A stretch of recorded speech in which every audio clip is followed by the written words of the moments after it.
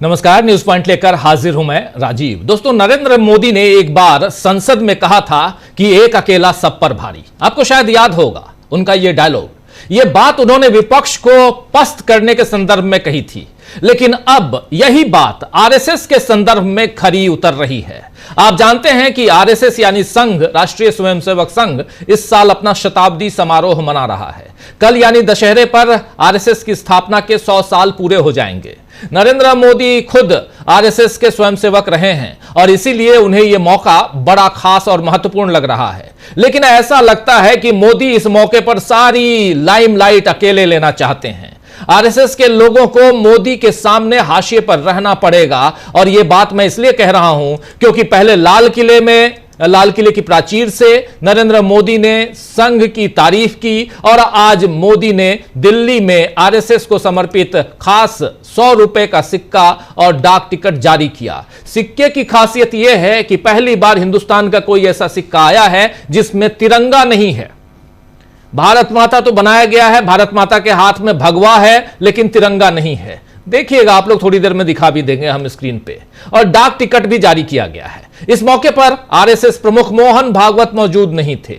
उनकी कमी बहुत खली। मोहन भागवत और नरेंद्र मोदी दोनों साथ साथ अगर स्टेज पे होते तो शायद 75 साल का जो बैरियर है उस पर भी विचार विमर्श वो दोनों साथ में कर लेते, लेकिन नहीं किए। और बगल में दत्तात्रेय आपको दिखाई दे रहे हैं, दत्तात्रेय होसबले दिखाई दे रहे हैं इस कार्यक्रम में नरेंद्र मोदी के बगल में। ये देखिए, ये भगवा सिक्का, ये सिक्का जो है, लेकिन इसका दूसरा पार्ट भी देखेंगे आप तो उसमें तिरंगा दिखाई नहीं देगा। अब मोहन भागवत भी दिखाई नहीं दे रहे हैं, तिरंगा भी दिखाई नहीं दे रहा है। देखिए, बहुत कुछ। मोहन भागवत ने पिछले महीने 3 दिन आरएसएस का शताब्दी समारोह दिल्ली में मनाया था, तो आज वो क्यों मौजूद रहेंगे इस कार्यक्रम में या न रहें, इसका भी एक सवाल तो उठता है। क्या मोदी और भागवत में आपस में बन नहीं रही है, या मोदी जैसे अपने साथ न किसी को माला में आने देते हैं न तस्वीर में, वैसे ही उन्होंने भागवत को भी किनारे किया है क्या? आपने माला, तस्वीर, ये सब की बात समझ गए होंगे आप लोग कि मैं कहां, किस लिए, किस संदर्भ में कह रहा हूं। एक बार राजनाथ सिंह जी आ रहे थे माला में, लेकिन उनको बाहर निकाला गया। कई पुल के उद्घाटन में, किसी और कार्यक्रम में नरेंद्र मोदी अकेले झंडा लेके निकलते हैं, सारे लोग किनारे रहते हैं। वैसे ही यहां भी भगवा लेके अकेले निकलना चाह रहे थे, लेकिन मोहन भागवत जो प्रमुख हैं आज की तारीख में सर्वे सर्वा आरएसएस के, वो इस कार्यक्रम में नहीं थे। और यह पहला मौका नहीं है। आप याद कीजिए, जब राम मंदिर का उद्घाटन हुआ था, मोदी ने किया था उद्घाटन, तब भी भागवत को किनारे ही जगह दी गई थी। अब मोदी भले आरएसएस की तारीफ करें, लेकिन आरएसएस क्या मोदी के सामने दब रहा है, यह भी सवाल उठ रहा है।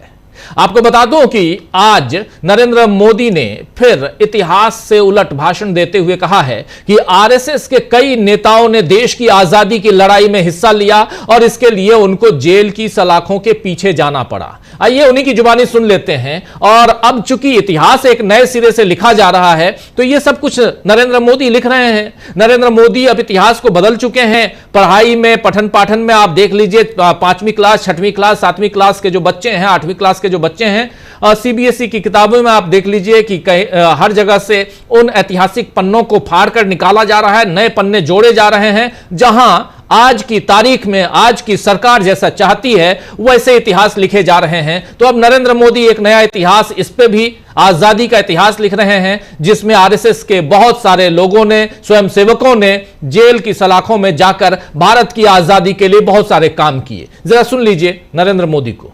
साजिश से नहीं हुई। हमने देखा है कैसे आजादी के बाद भी संघ को कुचलने का प्रयास हुआ, मुख्य धारा में आने देने का और उसे न आने से रोकने का अनगिनत षड्यंत्र हुए। परम पूज्य गुरु जी को झूठे केस में फंसाया गया, उन्हें जेल तक भेज दिया गया। लेकिन जब पूज्य गुरु जी जेल से बाहर आए तो उन्होंने सहज रूप से कहा, और शायद इतिहास की तवारीख में ये भाव, ये शब्द एक बहुत बड़ी प्रेरणा है। तब परम पूज्य गुरु जी ने बहुत सहजता से कहा था कभी कभी जीभ दांतों के नीचे आकर दब जाती है, कुचल भी जाती है, लेकिन हम दांत नहीं तोड़ देते, क्योंकि दांत भी हमारे हैं और जीभ भी हमारी है। आप हालांकि प्रधानमंत्री नरेंद्र मोदी के इस भाषण के बाद कांग्रेस ने एक बयान जारी कर कहा है कि 1942 में अंग्रेजों के खिलाफ शुरू हुए भारत छोड़ो आंदोलन में जब पूरा देश जेल जा रहा था, तब आरएसएस इस आंदोलन को दबाने में अंग्रेजों की मदद कर रहा था। जो सच्चाई है, जो इतिहास है, वो यही लाइनें हैं जो कांग्रेस लिख रही है। 1942 में अंग्रेजों के खिलाफ शुरू हुए भारत छोड़ो आंदोलन, उसमें जब पूरा देश जल रहा था, जेल जा रहा था और जल भी रहा था, यह शब्द भी लिखा जा सकता था, तब आरएसएस इस आंदोलन को दबाने में अंग्रेजों की मदद कर रहा था। वैसे मोदी ने यह भी कहा कि स्वतंत्रता के बाद भी आरएसएस को मुख्यधारा में आने से रोकने के लिए अनगिनत षड्यंत्र किए गए। तो सवाल यह है कि क्या मोदी का इशारा सरदार पटेल की तरफ था, जिन्होंने गांधी जी की हत्या के बाद आरएसएस पर प्रतिबंध लगा दिया था? क्या मोदी के लिए अब पटेल भी उपयोगी नहीं रहे?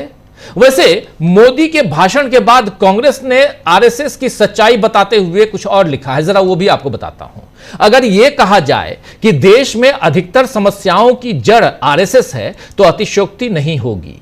जिस दिन यह संगठन देश में आग लगाकर देश को खोखला करना बंद कर दे, उसी दिन आधी से ज्यादा समस्याएं निपट जाएंगी। कांग्रेस के इस करारे हमले के बाद अब बीजेपी की तरफ से क्या कहा जाता है, यह देखना होगा। वैसे इस समय समस्याएं चुनाव आयोग की बढ़ने वाली है दोस्तों। ये तो आरएसएस का मामला है और नरेंद्र मोदी आरएसएस के ध्वजवाहक रहे हैं, आप जानते हैं, इसलिए स्वयंसेवक रहे हैं, इसलिए वो तो आएंगे ही आगे। और तब जबकि उधर मोहन भागवत ने कह दिया था कि 75 साल के बाद रिटायर हो जाना चाहिए, हालांकि उन्होंने अपने आप को फिर संभाला, नीचे वाला हाथ लगाया था, लेकिन उसके बाद से नरेंद्र मोदी आरएसएस की तारीफ करने और उधर उस पर ज्यादा ध्यान देने की कोशिश करते हुए नजर आते हैं, वो भी तब जबकि अब आरएसएस के 100 साल पूरे हो रहे हैं। और ये एक अलग चैप्टर है, लेकिन दूसरे चैप्टर की तरफ चलते हैं। चैप्टर जो है दूसरा, वो बिहार में एसआईआर का मामला है और एसआईआर की जो फाइनल सूची है वो आ चुकी है, आपने देख लिया, उस पर हम लोगों ने बातें भी कर ली। लेकिन ये एसआईआर की जो लास्ट जो फाइनल लिस्ट आई है, उस लिस्ट से चुनाव आयोग की धड़कनें बढ़ने वाली हैं, ये तय मानिए आप, समस्याएं उसकी बढ़ने वाली हैं। एसआईआर पर सुप्रीम कोर्ट ने कहा था कि गड़बड़ी पाए जाने पर सारी प्रक्रिया रद्द होगी, और अब जो बिहार की फाइनल लिस्ट आई है उसमें 69 लाख नाम काटने पर 3 वजहें बताई जा रही हैं। जो 69 लाख नाम काटे गए हैं, मतदाताओं को हटाया गया है, मतदाताओं की मौत हो जाना पहली वजह, मतदाताओं का दूसरी जगह शिफ्ट हो जाना दूसरी वजह, और मतदाताओं का 2 या इससे ज्यादा जगहों पर सूची में नाम होना तीसरी जगह। अंग्रेजी अखबार द हिंदू ने इस पर विधानसभा यानी विधानसभा वार कह लें और उसमें भी बूथवार विश्लेषण कर अजीबोगरीब पैटर्न को उजागर किया है। द हिंदू की रिपोर्ट के अनुसार 80 बूथों में इतने युवाओं की मौत दिखाई गई है जो असंभव लगती है। 80 बूथों में बहुत ज्यादा युवाओं की मौत। 973 बूथ तो ऐसे हैं जिनमें हटाए गए सारे नामों के पीछे मौत ही एक कारण है। 973 बूथ ऐसे हैं जिसमें जितने नाम हटाए गए हैं और हटाने का कारण सिर्फ एक है कि अब यह मतदाता नहीं है इस दुनिया में। 127 बूथ ऐसे हैं जहां पर महिलाओं के नाम ज्यादा हटाए गए हैं, 127 बूथ, और 5084 बूथ ऐसे हैं जहां बड़े पैमाने पर अनुपस्थित वजह बताई गई है, यानी वहां नहीं पाया गया, नॉट फाउंड जिसको कहते हैं, वो मतलब जिनके नाम हटे हैं वो सभी अब वहां से कहीं चले गए, ये अनुपस्थित का मतलब। 663 बूथ 663 बूथों में स्थायी रूप से स्थानांतरित महिलाओं का पैटर्न दिखा है। स्थायी रूप से महिलाएं स्थानांतरित हो गई, शिफ्ट हो गई, ट्रांसफर हो गई, यानी केवल महिलाएं हटी हैं और पुरुष नहीं, वहां सिर्फ महिलाएं हैं। वो भी कितने? 663 बूथ ऐसे हैं जहां सिर्फ महिलाएं हट गई हैं और पुरुष वही हैं। पति पत्नी है तो पत्नी चली गई विदेश, पत्नी चली गई दिल्ली, मुंबई, कोलकाता, पंजाब, हरियाणा कहीं भी काम करने और पति वहां बच्चे खिला रहा है। यही तो दिख रहा है, पैटर्न यही है। हिंदू की रिपोर्ट आप पढ़ सकते हैं। पूर्णिया, किशनगंज और चंपारण जैसे सीमांत जिलों में ऐसी असमानताएं ज्यादा हैं, या फिर उन इलाकों में जहां मुस्लिम आबादी ज्यादा है। ऐसे में सवाल उठता है कि मतदाताओं को मृत बताने से पहले क्या सत्यापन किया गया था? कुछ क्षेत्रों में इतनी ज्यादा असमानताएं क्यों हैं? महिलाओं को ज्यादा क्यों हटाया गया? और कई क्षेत्रों में इतने ज्यादा युवा मतदाताओं को मृत श्रेणी में क्यों रखा गया? क्या इतने युवा मर गए बिहार में? इतने यूथ, जेनजी कहते हैं, जेनजी मर गए? पप्पू यादव ने तो चुनाव आयोग से मांग की है कि एफिडेविट देकर बताइए कि कितने लोगों को मृत श्रेणी में रखा गया है, या फिर घुसपैठियां कितने मिले हैं। घुसपैठियों की बात यहां जरूरी है, उसी पे के दम पे तो बिहार चुनाव लड़ने वाली है बीजेपी। तो घुसपैठिए कितने मिल गए ये भी बताइए, पप्पू यादव ने पूछा है। वहीं बिहार कांग्रेस जो है उसके अध्यक्ष राजेश राम ने कहा है कि अब हम इस मतदाता सूची का गहन पुनरीक्षण करेंगे। अभी तक तो आपने गहन पुनरीक्षण कर मतदाता सूची बना ली, अब हम करेंगे गहन पुनरीक्षण, यानी अब चुनाव आयोग की एसआईआर कांग्रेस करने जा रही है।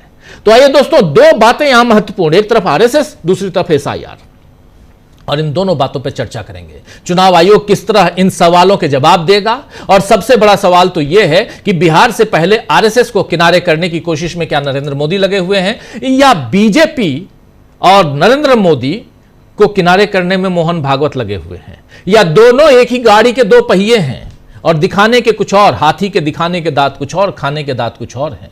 ये सारी बातें जरा आज इस चर्चा में करते हैं। हमारे साथ कुछ वरिष्ठ साथी जुड़े हुए हैं, पहले उनसे आपका परिचय करवाता हूं, फिर आगे बढ़ते हैं। देखिए, 5 वरिष्ठ साथी जुड़े हुए हैं। पंकज चतुर्वेदी जी हमारे साथ हैं, प्रशांत टंडन जी हमारे साथ हैं, प्रेम कुमार जी हमारे साथ हैं, सुनील शुक्ला जी हैं, और हमारे साथ अमलेंदु उपाध्याय जी हैं। 3P आज हमारे साथ हैं, पंकज जी, प्रशांत जी और प्रेम जी, 3P। और हम तीनों अलग अलग हैं, राजीव का R, सुनील शुक्ला जी का S, और फिर अमलेंदु उपाध्याय जी से तो हम अल्फाबेट की शुरुआत करते हैं, A। चलिए, आप पांचों का स्वागत है, इस्तकबाल है, स्वागत इस्तकबाल आप तमाम दोस्त साथी शुभचिंतक आप सबका, जो अब तक जुड़ चुके हैं उनका भी, जो जुड़ने वाले हैं उनका भी। आरएसएस के लिए बड़ा दिन है, सिक्का निकाल लिए, उसके बाद सिक्के से तिरंगा भी हटा दिए, भारत माता के नक्शे ला दिए, जो चाहते थे नरेंद्र मोदी आरएसएस वाले सब कर दिए। लेकिन सवाल ये है, प्रशांत जी सबसे पहले आपके पास आना चाहता हूं। एसआईआर पे भी बात करेंगे, गहन पुनरीक्षण का काम तो चलता रहेगा, हम लोगों का भी चलेगा और करेंगे। जैसे हिंदू की रिपोर्ट अभी मैं पेश कर रहा था, थोड़ी सी उनसे लेके उधार लेके, वैसे और भी बहुत सारी चीज़ें, और राजेश राम ने कह दिया है कि हम पुनरीक्षण कर रहे हैं, तो उस पर भी बात करेंगे, आज भी बात करेंगे थोड़ी सी। लेकिन पहले ज़रा इधर दिल्ली में जो आज दो बातें जो घटनाक्रम में, एक मोहन भागवत का इस स्टेज पर, इस मंच पे नहीं होना क्या मायने रखता है, एक बात।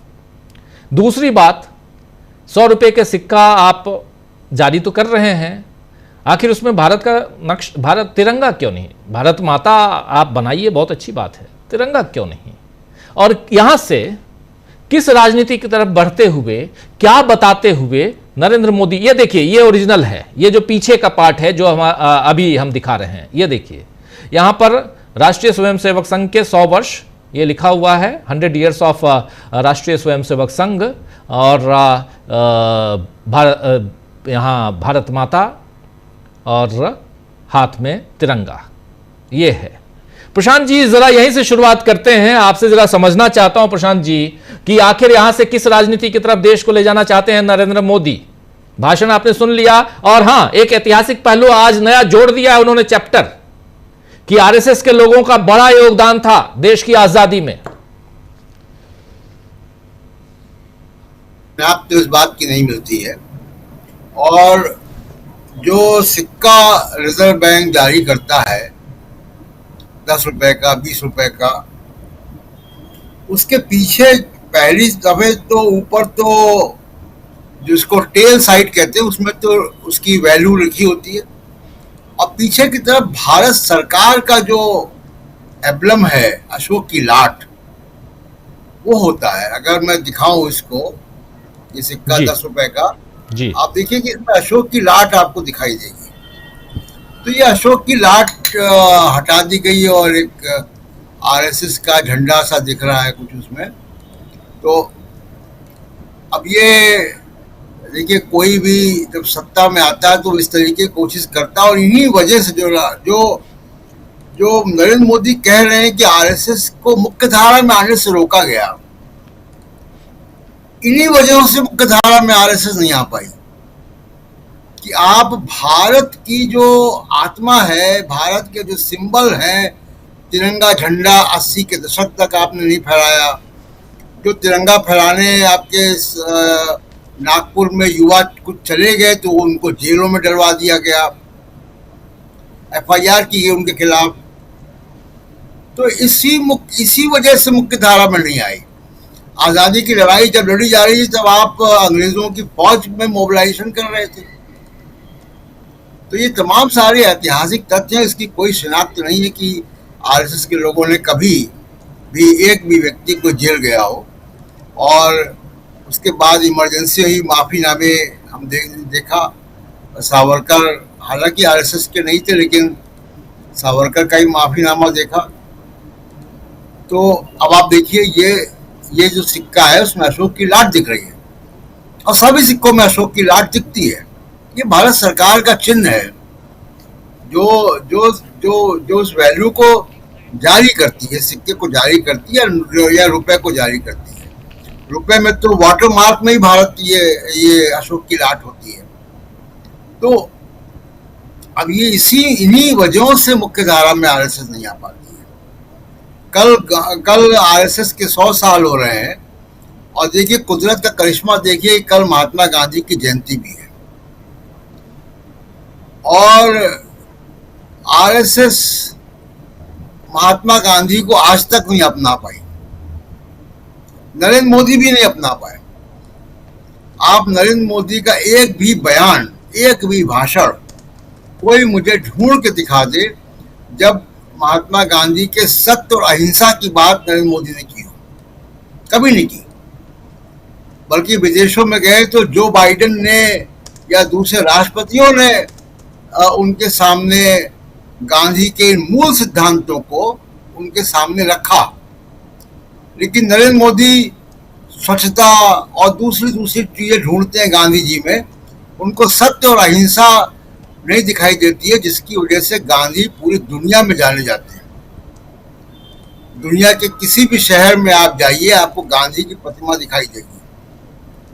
और कल एक बड़ी वजह जिसको नरेंद्र मोदी कह रहे हैं कि मेन स्ट्रीमिंग नहीं हो पाई, मुख्य धारा में नहीं आ पाई आरएसएस, उसकी वजह यही है। और कल आप देख लीजिएगा ट्विटर पे या सोशल मीडिया में, गांधी जयंती में गोडसे को ट्रेंड कौन कराएगा? यही लोग कराएंगे, इन्हीं के समर्थक कराएंगे। पर्दे के पीछे यही लोग होंगे गोडसे को ट्रेंड कराने के लिए। तो आरएसएस इस 100 साल की अपनी यात्रा में और 7 और 8 दशक के भारत के आज़ादी के बाद के समय में अपने आप को रीइन्वेंट नहीं कर पाई कभी भी। इनका जो मूल जो इनका उद्देश्य है वो भारत में और खासकर हिंदू समाज में वर्ण व्यवस्था को मजबूत करना है, मनुवाद को मजबूत करना, और इसी में इनका पूरा एनर्जी पूरे सब कुछ जाती है। आरएसएस ने कभी भी हिंदू समाज में तमाम कुरीतियां व्याप्त हैं उनके खिलाफ, अंधविश्वास के खिलाफ कभी आवाज नहीं उठाई। तो इन कारणों से इनकी मेन स्ट्रीमिंग नहीं हुई है, उनको किसी ने रोका नहीं है। तो एक तो बड़ी वजह यह है। तो दूसरा, आप देखिए कि जिस तरीके से आरएसएस आज तस्वीरें मैं कहीं देख रहा था, यूनिवर्सिटीज में, शिक्षण संस्थानों में आप वहां शाखा लगा रहे हैं। क्या किसी सत्ताधारी पार्टी ने कभी ये किया कि अपने लोगों को आप परेड करवा रहे हैं वहां पे यूनिवर्सिटीज के अंदर? और इसी वजह से आरएसएस को युवा भारत का कभी एक्सेप्ट नहीं करेगा। जो अब नया समाज बन रहा है, जो बहुत ही महत्वाकांक्षी है, जो तमाम उसकी नई वैल्यूज हैं भारत के बारे में, जिसको जेन जी कहा जा रहा है, वो आरएसएस को स्वीकार नहीं करेगा।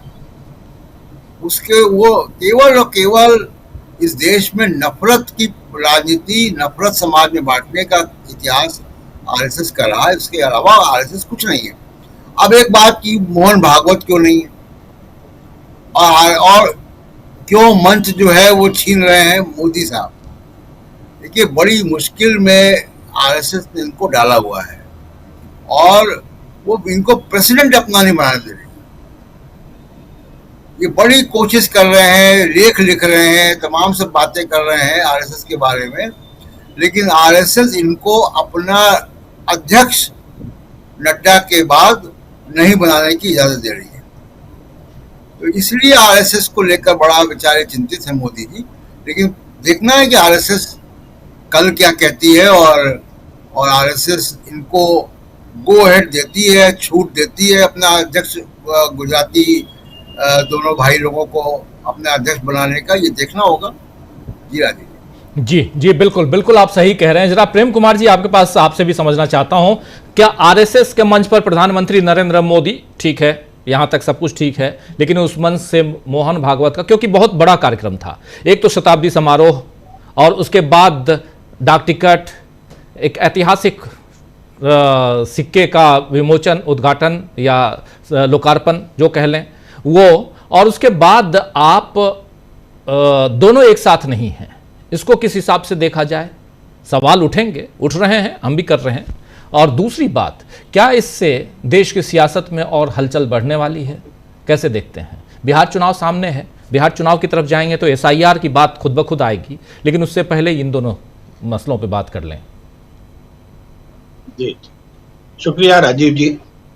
एक बात तो ये है कि नरेंद्र मोदी जी जो कोई भी कार्यक्रम करते हैं उसमें उनकी सबसे ज्यादा प्रमुखता हो, वो फोकस में रहें, इस बात की वो गारंटी कर लेते हैं। ऐसे कार्यक्रम में मोहन भागवत की मौजूदगी से ये फोकस बट सकता था। दत्तात्रेय होसबले वो हैसियत नहीं रखते जो मोहन भागवत रखते हैं, तो ये एक स्पष्ट कारण है। और मोहन भागवत जी उस स्तर पर बराबरी नहीं खोजते, ये भी बात है। उन्होंने दत्तात्रेय होसबले को आगे कर दिया होगा, और लेकिन ये इतना सिंपल भी नहीं है।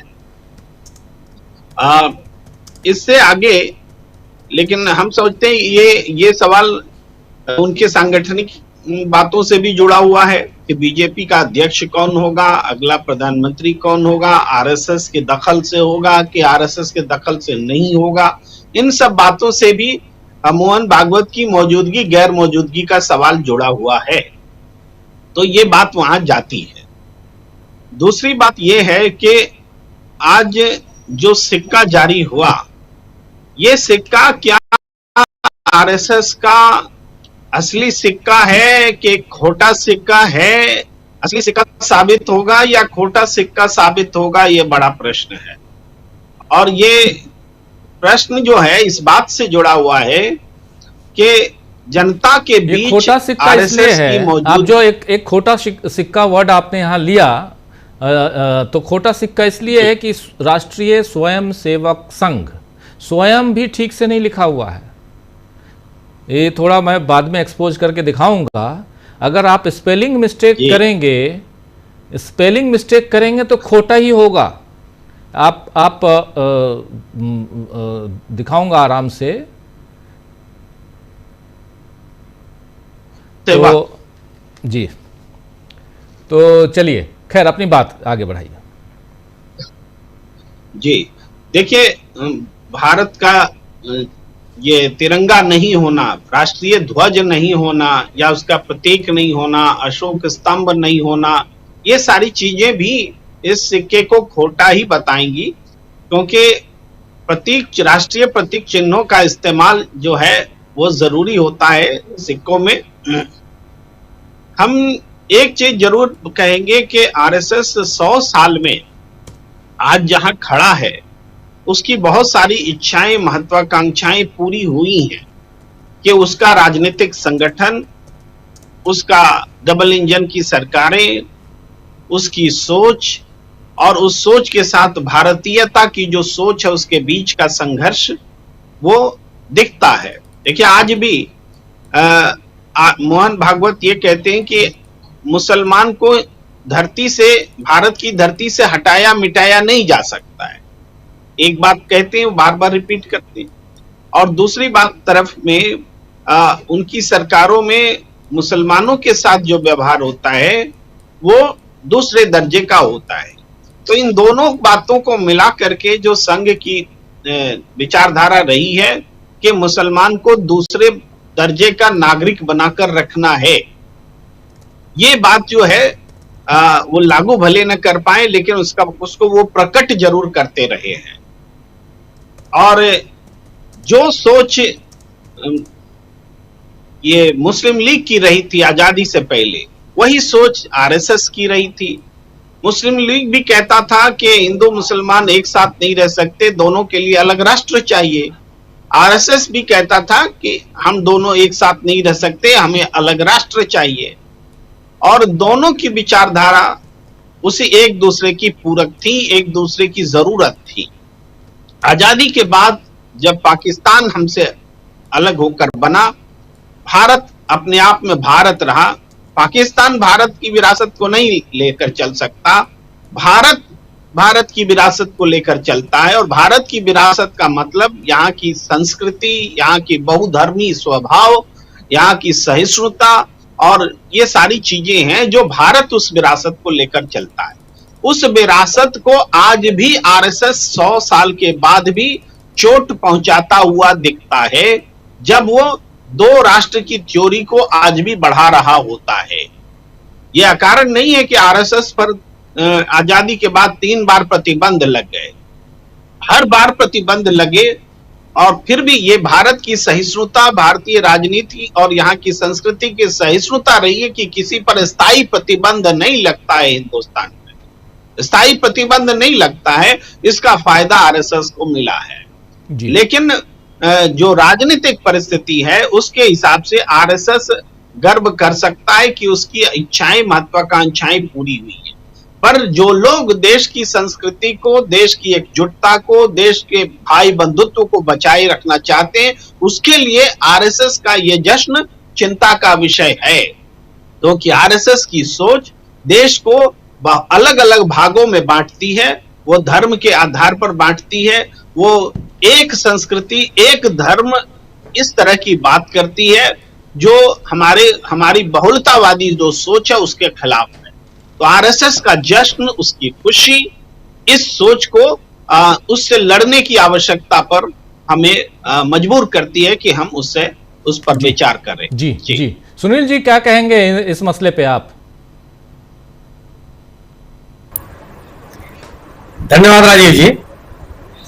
अगर राष्ट्रीय स्वयंसेवक संघ की जन स्वीकृति इतनी ही महत्वपूर्ण होती, सामान्य होती, स्वाभाविक तरीके से लोग उसको स्वीकार कर लेते, तो क्या 100 साल के संगठन, 100 साल की उम्र के बाद हम लोग 6 लोग बैठे हुए हैं इस समय आपके सामने, एक छोटा सा आप सर्वेक्षण कर लीजिए। इसमें कोई व्यक्ति कर सकता है कि मैं संघ का सदस्य हूं, कोई ये कह सकता है कि मैं संघ की शाखाओं में गया हूं, कोई ये कह सकता है कि मुझे इस बात का बहुत प्रायश्चित है कि मैं ऐसे इलाके में रहता हूं जहां संघ की शाखा नहीं लगती है, अन्यथा मैं बहुत उत्साह से में जाता। कोई ये कह सकता है कि मैं सुबह उठकर मेरी पहली प्राथमिकता ये होती है कि शाखा कहाँ लग रही है वहां हम शामिल हों। ऐसी तो नहीं बने। आज मैं जब विश्वविद्यालय में पढ़ता था तो मेरे छात्रावास में 2 लोग संघ की शाखा में जाते थे, 180 लोग साथ रहते थे। 180 में केवल 2 छात्र ऐसे थे जो संघ की शाखाओं में जाते थे, और वो भी अपनी पहचान नहीं बताना चाहते थे। वो अपने पैंट के बेल्ट पहनते थे हॉस्टल से बाहर निकलने के बाद। और आज उस छात्रावास में एक भी विद्यार्थी ऐसा नहीं मुझे मिला, मैं पिछले दिनों गया था, जो आरएसएस की शाखाओं में जा रहा हो। क्यों है ऐसा? 100 साल क्या इतनी कम अवधि है? एक शताब्दी जिसमें आप घर घर में पहुंच जाए, और स्वीकार करने के बजाय लोग आपसे असंतुष्ट रहने वालों की संख्या बढ़ती चली जाए। तो क्यों ऐसा है? कोई भी विकसित समाज जो अपने आप को सभ्य कहता है, सुसंस्कृत कहता है, मानवीय कहता है, सद्भावना वाला कहता है, वह घृणा सिखा सकता है किसी को? और आपकी पूरी की पूरी सोच ही घृणा पे आधारित है। एक धर्म विशेष के साथ घृणा करने के बाद संघ प्रमुख कई बार उन्होंने कहा है कि भारत में जो पैदा हुआ वो भारतीय है। आप स्वीकार करते हैं क्या इसको? और संघ से दीक्षित, प्रशिक्षित, गढ़े बढ़े, आगे बढ़े लोग जो हैं, उनके अंदर क्या सहअस्तित्व की भावना दिखाई पड़ती है? आप घृणा के भाव से कैसे आगे बढ़ सकते हैं और कैसे आपकी स्वीकृति हो सकती है? सबसे बड़ा सवाल देखिए, जब ये संघ का विस्तार हमेशा तब होता है जब ये सत्ता में आती है। भारतीय जनता पार्टी सत्ता में होती है, आपकी चारों तरफ ये दिखाई पड़ेंगे। और जब ये सत्ता में नहीं रहते हैं, आप इनको खोजे नहीं मिलते हैं। कई ऐसे संगठन हैं जो सत्ता में रहे या न रहे, विभिन्न राजनीतिक दलों के लोग हैं, स्वयंसेवी संस्थाओं के लोग हैं, सांस्कृतिक संगठनों के लोग हैं, जिनको सत्ता से कोई मतलब नहीं है, अपना अपना काम करते रहते हैं और जो दिखाई पड़ते हैं हर जगह, किसी को कोई दिक्कत नहीं होती। लेकिन अगर आप केवल और केवल घृणा के आधार पर अपने को विस्तार देना चाहेंगे, ध्रुवीकरण के आधार पर अपनी ताकत बढ़ाने का प्रयास करेंगे, तो आप जन सामान्य के बीच में लोकप्रिय नहीं हो सकते। आपको तथ्यों को स्वीकार करना पड़ेगा, आपको कहना पड़ेगा कि आप हैं क्या। आपके कह देने से कि आजादी की लड़ाई में राष्ट्रीय स्वयंसेवक संघ ने भागीदारी की, लोगों के पास इतिहास है, भारतीय स्वतंत्रता संग्राम का इतिहास सबके सामने है। ऐसे आलोचकों का भी ने भी इस इतिहास को लिखा है जिन्होंने तमाम सवाल उठाए हैं गांधी जी के नेतृत्व पर, जिन्होंने तमाम सवाल उठाए हैं सुभाष चंद्र बोस पर। ऐसे लोगों के अभिलेख है। ये आज भारतीय आजादी का इतिहास कोई ऐसा नहीं है जिसके लिए आपको शोध करना पड़े। बहुत सारे लोग हैं जो उसको देखे अपनी आंख के सामने से। कितनी भागीदारी आपकी रही, और अगर ये भागीदारी आपके मात्र काम देने मात्र से तो लोग स्वीकार नहीं कर लेंगे। ये जब देश अपनी आजादी की लड़ाई लड़ रहा था, तब संघ से विश्वास रखने वाले लोग अंग्रेजों की सेनाओं में लोगों को शामिल करने का आह्वान कर रहे थे। वो आंदोलन के तौर तरीकों की आलोचना कर रहे थे। जो भारतीय परंपराएं हैं, जो जीवन मूल्य हैं, उसके खिलाफ संघ के लोग दिखाई पड़े हैं। ये तो सबके आंख के सामने है। तो एक लोग हो सकते हैं जो संघ के प्रति जिनकी आस्था हो, संघ को लेकर के जिनके मन में सम्मान हो। और आप ये बताइए कि अगर आप ये सोचिए कि आज कल्पना किया जाए कि अगर ये भारतीय जनता पार्टी की सरकार न होती केंद्र में, तो क्या संघ के शताब्दी वर्ष को लेकर के इस देश में इतनी हलचल होती? क्या लोग कहीं भी आज तक भाई 100 साल पूरा करने के पहले 50 साल भी तो पूरा किया था, और सदी तो पूरा किया था संघ ने। देश के किस कोने में हलचल मची कि नहीं बहुत बड़े पैमाने पर आपको इसका आह्वान करना है और बड़े पैमाने पर इसको मनाना है। ये तो तथ्य है कि अटल बिहारी वाजपेयी जी की सरकार ने वीर सावरकर को भारत रत्न देने का प्रस्ताव किया था, जिसको राष्ट्रपति ने स्वीकार नहीं किया, और उस सरकार ने उस प्रस्ताव को वापस ले लिया। क्यों ले लिया? अब ये बड़े सवाल है। राष्ट्रपिता गांधी की हत्या में आरोप लगते रहे हैं संघ के ऊपर, और यह आरोप से वो मुक्त नहीं हुई, उसको संदेह का लाभ मिला। अगर आप इतनी चीजों में आपकी अनुपस्थिति रही है पूरी आजादी की लड़ाई में, आप उन आंदोलनों के साथ खड़े नहीं हुए जो आंदोलन आजादी प्राप्त करने के लिए किए गए थे, उन संगठनों के साथ आपकी नाराजगी रही, आपने उनका विरोध किया जो आजादी की लड़ाई लड़ रहे थे, जो आजादी की लड़ाई के प्रतीक थे उनको आपने स्वीकार नहीं किया। आजाद हिंदुस्तान बनने के बाद जो प्रतीक स्वीकार किया गया, राष्ट्रीय ध्वज स्वीकार किया गया, संविधान स्वीकार किया गया, उसके प्रति कोई आपकी आस्था नहीं। सालों साल आप अपने मुख्यालय पर राष्ट्रीय झंडे का आपने फहराने नहीं दिया। अगर किसी ने फहराने की कोशिश की तो उसका आपने विरोध किया। इसके बाद भी क्या इस देश के लोग आपको स्वीकार कर लेंगे? ये संभव है? तो आप भले सत्ता में रह करके आप कुछ भी बोलते रहेंगे, सरकार का कहना, हम भारतीयों का कहना, हम देशवासियों का कहना, ये दोनों चीजें बराबर नहीं हो सकती, ये पर्यायवाची नहीं हो सकती। देशवासियों का कहना और सरकार का कहना दोनों अलग अलग चीजें। ये संभव है कि संपूर्ण देशवासियों की तरफ से सरकार बोले, लेकिन वो दिखाई पड़ता है। संघ को लेकर के वो जन स्वीकृति नहीं दिखाई पड़ती। सत्ता के बल पर, ताकत के बल पर विस्तार पाने वाला संगठन लोगों के बीच में लोकप्रिय है, यह दावा बेमानी है।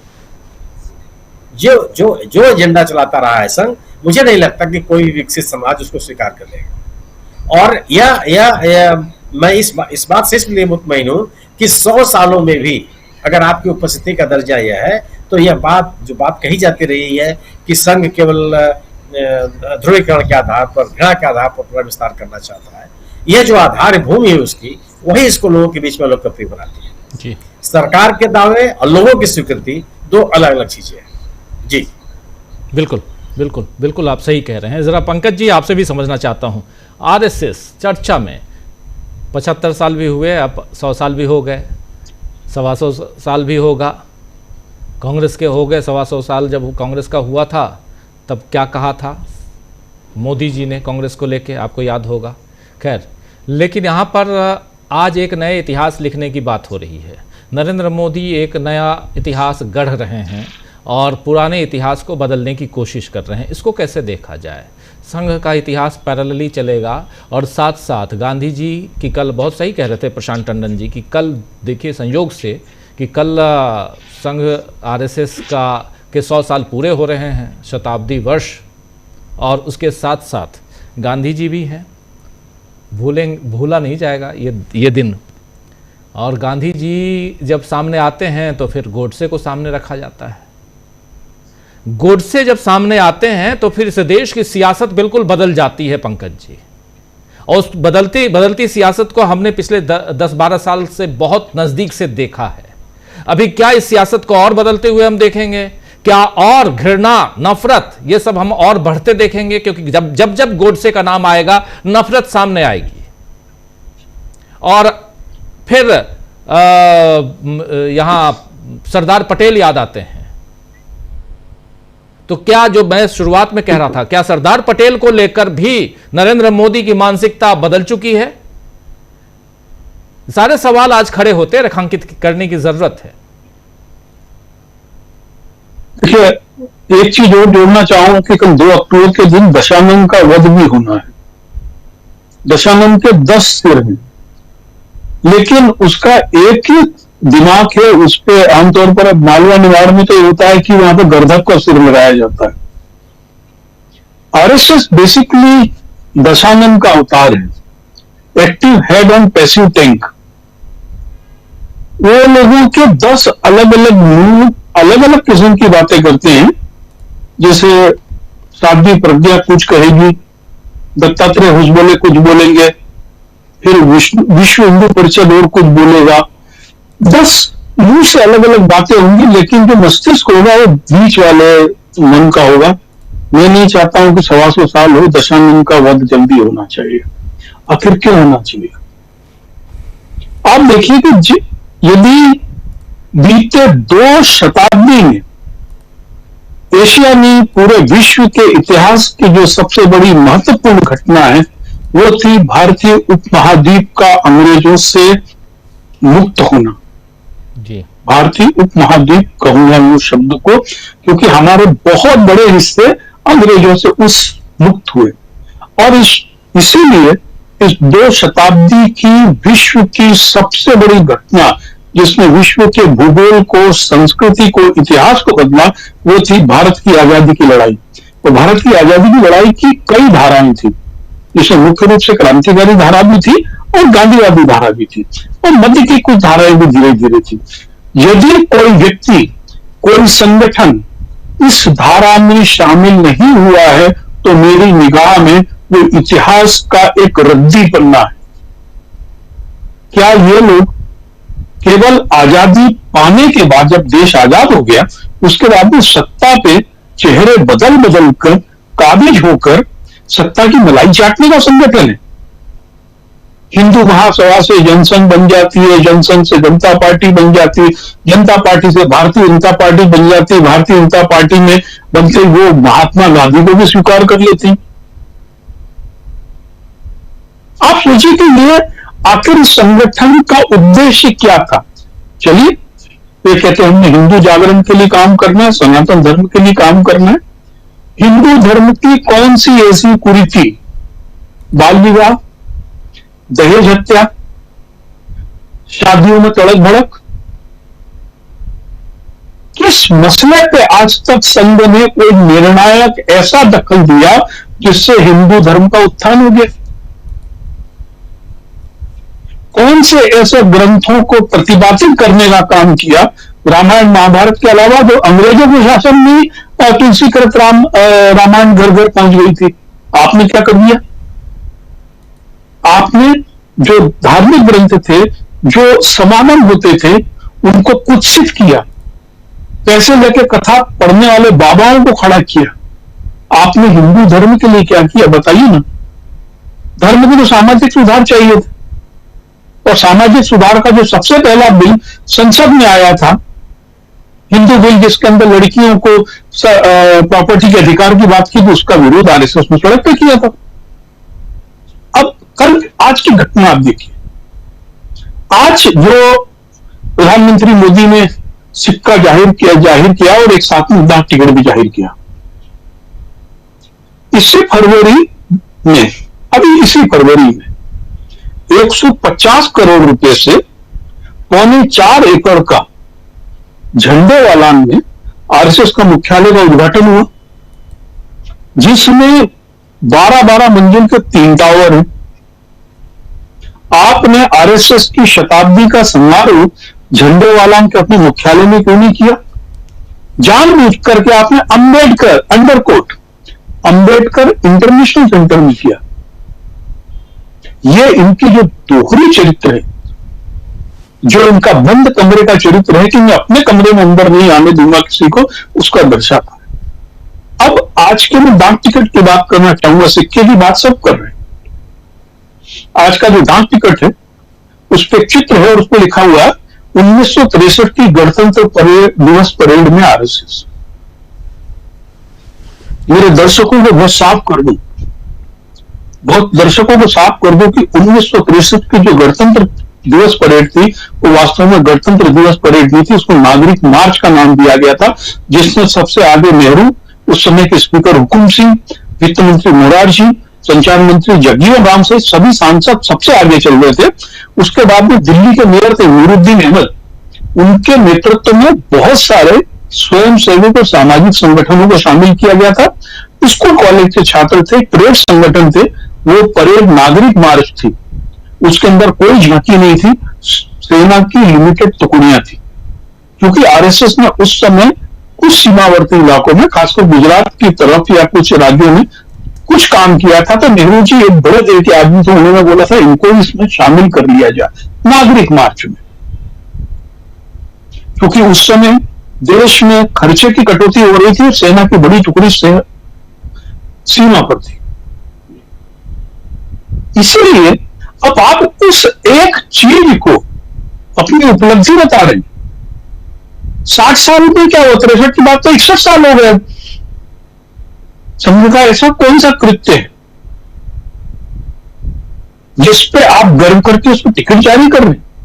वो 63 का जो टिकट है वो नेहरू की सहृदयता और बड़े दिल का परिचायक है, उस नेहरू का जिसको वो गाली देते। संघ की भूमिका मेरे समाज में क्या है? आप देखिए ना कि ऑन रिकॉर्ड है कि जब संघ की स्थापना करने वाला स्वयं सेवक जो आरएसएस के साथ में 1925 से लेकर और 1940 तक जुड़ा रहा था, वो गुरुजी के पास जाता है और कहता है कि सुभाष चंद्र बोस चाहते हैं कि संघ आजाद हिंद फौज में मदद करे।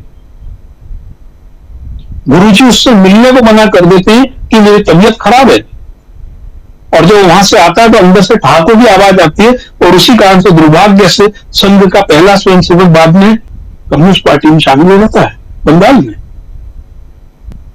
1942 का किस्सा तो सामने है। यदि आप अकेले पटेल की सोच की बात नहीं है,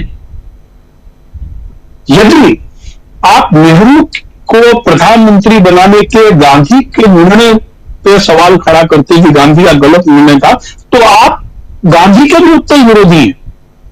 पटेल को तो ये केवल इसलिए थोड़ा सा प्रेम दर्शाते हैं क्योंकि पटेल की, जिस आप कुछ भी कह लीजिए, पटेल गृह मंत्री थे और वो प्रधानमंत्री थे, और लगातार धमकियों के बाद में महात्मा गांधी की हत्या हो गई थी, और बाद में पटेल कैसे उसमें से प्रतिबंध हटे, कैसे ये लोग माफीनामे लिख रहे थे। पटेल गुजरात से, इसलिए उनको गुजरात के हो याद आते थे। राष्ट्रीय स्वयंसेवक संघ ने इस देश को दिया क्या? सत्ता पे चढ़ के ये दुरुपयोग सत्ता का करते हैं। मध्य प्रदेश में व्यापम के नाम पे इनने हजारों कर्मचारी भर्ती कर लिए आरएसएस के। इस साल भी मध्य प्रदेश सहित कई जगह पीएससीज में बाकायदा आरएसएस के लोगों को भर्ती किया गया बड़े पदों पर। हम केवल यही कर रहे, हम केवल सत्ता पैसा बना रहे।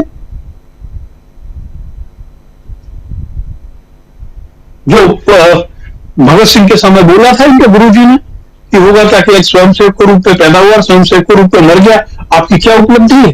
वो आज भी इनकी स्थिति वही है, केवल बड़े पदों पर बैठना और छोटी हरकतें करना। इनका अतीत है, वो वर्तमान है, और भविष्य भी यही है इनका।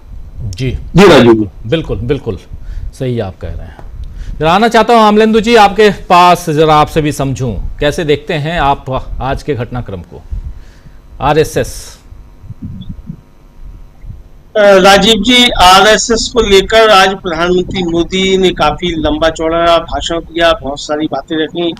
संघ के विषय में जो बातें मोदी जी को भी नहीं मालूम थी, बाकी संघ के स्वयंसेवकों को भी नहीं मालूम थी, वो सारी बातें आज मोदी जी ने बताई।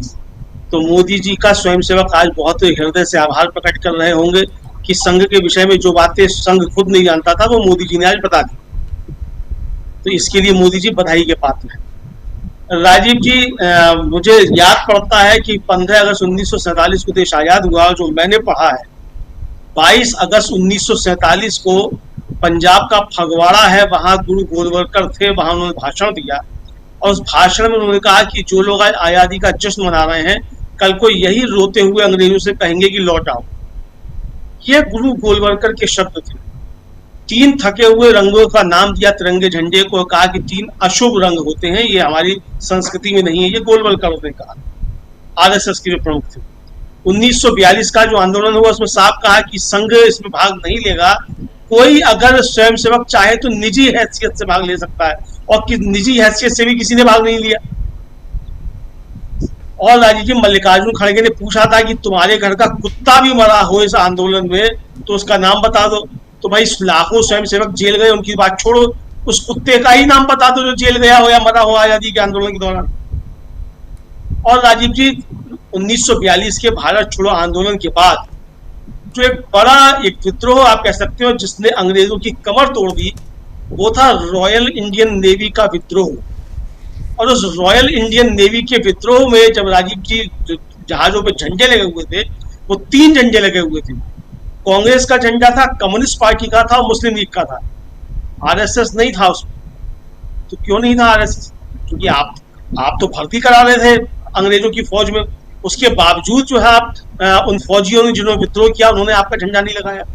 तो आप कहीं नहीं थे। तो देश की आंखों में धूल झोंकने के लिए अब मोदी जी सोचते हैं कि दुनिया मूर्ख है, वो मूर्खों के सरदार है। तो भाई आप होंगे मूर्खों के सरदार, दुनिया तो मूर्ख नहीं है, देश तो मूर्ख नहीं है।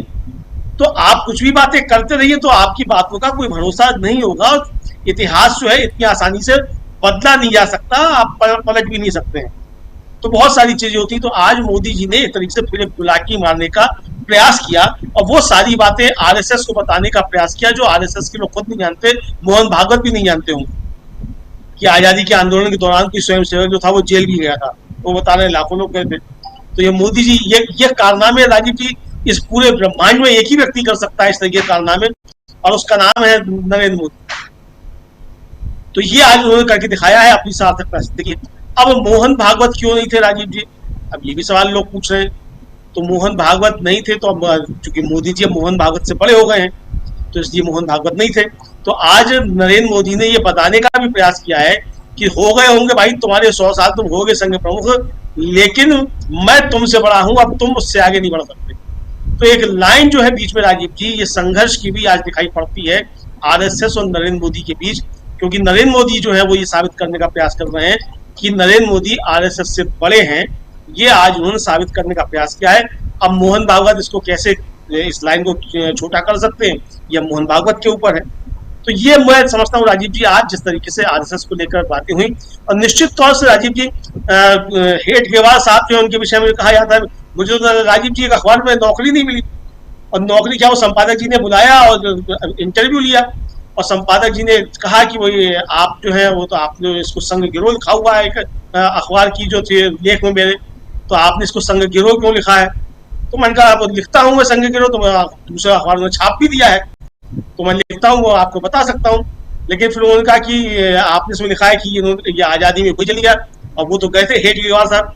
तो मैंने कहा हेड गेवार साहब जब गए थे तब वो अनुशीलन समिति के सदस्य थे और एक कांग्रेसी की हैसियत से गए थे, संघ के कार्यकर्ता की हैसियत से नहीं गए थे। और जब संघ बना उसके बाद हेड गेवार साहब हमेशा उससे दूर रहे, और उसके बाद तो मस्जिदों के आगे नगाड़े बजा रहे थे हेड गेवार साहब। हेड गेवार साहब जो थे वो आजादी के आंदोलन में नहीं थे। और राजीव जी, राष्ट्रपिता महात्मा गांधी का नाम जिसको राष्ट्रपिता कहा वो किसने कहा? सबसे पहले राष्ट्रपिता कहा सरदार नेताजी सुभाष चंद्र बोस ने। और नेताजी सुभाष चंद्र बोस जब कांग्रेस के अध्यक्ष थे तो उन्होंने प्रतिबंध लगा दिया कि अगर कोई व्यक्ति आरएसएस का या मुस्लिम लीग का सदस्य है तो वो कांग्रेस का सदस्य नहीं हो सकता। तो इनके असली पर्चे जब खुलना शुरू होंगे तो बहुत सारी चीजें खुल के आ जाएंगी। इनके देशद्रोह राजीव जी कम नहीं है। गांधी जी की हत्या के दौरान आज कहा उन्होंने कि वो उनको जेल भी भेजा गया गुरु गोलवलकर को झूठे आरोप में, लेकिन वो झूठा आरोप क्या था ये तो बता देते मोदी जी। अगर झूठा ही आरोप हम मान लें तो गोलवलकर किस झूठे आरोप में जेल गए थे ये बता देते। वो झूठा आरोप भी नाम लेने की हिम्मत नरेंद्र मोदी की आज नहीं हुई राजीव जी। कल आ रहा है 2 अक्टूबर। गुरु गोलवलकर जिस झूठे आरोप बता रहे हैं कि जेल गए थे वो झूठा आरोप तो बता देते कौन सा झूठा आरोप था जिसमें गोलवलकर जेल गए थे और जिसमें संघ पर प्रतिबंध लगाया गया था। और प्रतिबंध लगाया किसने था? सरदार पटेल ने लगाया था। और लिखा था सरदार पटेल ने गोलवलकर को चिट्ठी में कि सेवा करना और हिंदुओं की सेवा करना वो अलग मसला है, लेकिन निरपराध लोगों को मारना जो है और ये दूसरा काम।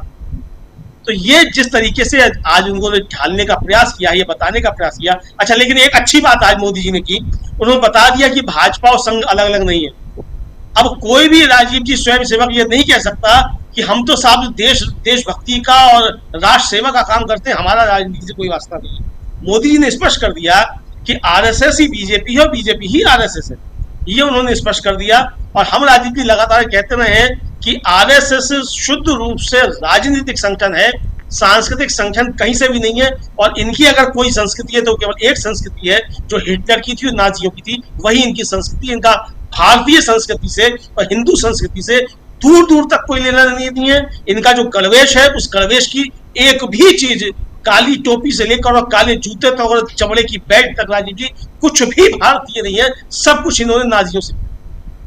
जी जी, बिल्कुल बिल्कुल सही आप कह रहे हैं। बहुत सारी चीज़ें हैं और आरएसएस की चर्चा आज इसलिए हो रही है क्योंकि आज अब कल 2 अक्टूबर है, गांधी जयंती भी है और दशहरा भी है और आरएसएस का जन्मदिन भी है, तो स्थापना दिवस जिसको कहते हैं वो भी है। तो उस हिसाब से और 100 साल पूरे हो रहे हैं कल। और नरेंद्र मोदी आज डाक टिकट और सिक्का, 100 रुपये का सिक्का उन्होंने जारी किया। ये सारी चीज़ें, इसमें कुछ भी ऐसा नहीं है कि जो पहले ना हुआ हो। आरएसएस के संदर्भ में नहीं, लेकिन कई दूसरे संगठनों के संदर्भ में हम ये बात कर सकते हैं। लेकिन यहाँ नया क्या हुआ? नया ये हुआ जो अभी अमलेंदु जी सहित हमारे तमाम 5 साथियों ने अपनी बात रखी। नया ये हुआ कि एक नए इतिहास के चैप्टर की शुरुआत कर दी नरेंद्र मोदी ने, एक नई तरह का इतिहास। और उस इतिहास में ये लिखने की कोशिश कि आरएसएस के लोगों ने इस देश की आज़ादी के लिए बहुत सारे काम किए, कई जेल में गए, कई यातनाएं सही। ये नया चैप्टर है। चलिए, खैर, आरएसएस पे जितनी बात करें वो कम है। और आरएसएस के लोग सुन भी रहे हों तो उनको भी अपने अंदर झांकने की जरूरत है, आत्मचिंतन, आत्ममंथन करने की जरूरत है। वो भी इसी देश के नागरिक हैं जिस देश के नागरिक हम हैं। विचारधारा में फर्क हो सकता है, नागरिकता में कोई फर्क नहीं है, क्योंकि देश एक ही है। लेकिन सवाल यहाँ ये है कि आपकी विचारधारा जो है वो नफरत वाली विचारधारा क्यों है? ये सवाल बार बार उठेंगे। क्यों आप नफरत वाली विचारधारा लेकर आते हैं? और जो हमारे तमाम साथी कह रहे हैं, अमलेंदु जी लास्ट में कह रहे थे कि आखिर हिटलर वाली विचारधारा यहाँ कैसे आ गई? और जब हम परखा हुआ हिटलर है, हिटलर ने खुद को गोली मार ली थी। ये अपनी 12 घंटे पहले हुई जो गर्लफ्रेंड से पत्नी जिनको बनाया था उसके साथ। तो फिर उस विचारधारा को आप आगे बढ़ाने की कोशिश क्यों करते हैं? हिटलर का नाम चलिए दूर भी कर दें, आज के दौर में देख लीजिए, किम जोंग उन नाम सुना होगा आप लोगों ने, नॉर्थ कोरिया के सर्वे सर्वा हैं।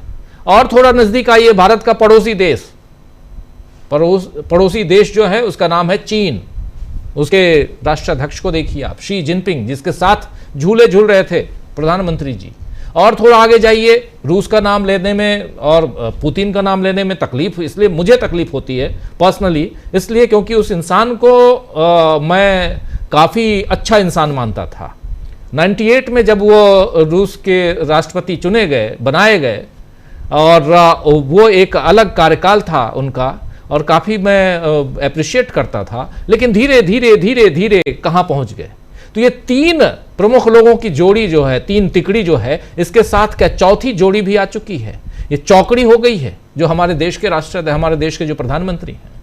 और बिल्कुल सही कह रहे हैं अमलेंदु जी यहाँ पे कि चाहे आरएसएस हो चाहे बीजेपी हो, इसी मंच से, इसी न्यूज पॉइंट से मैं भी ये बात कई बार कह चुका हूं, लोग कहते हैं दोनों अलग अलग हैं, दोनों अलग नहीं हैं।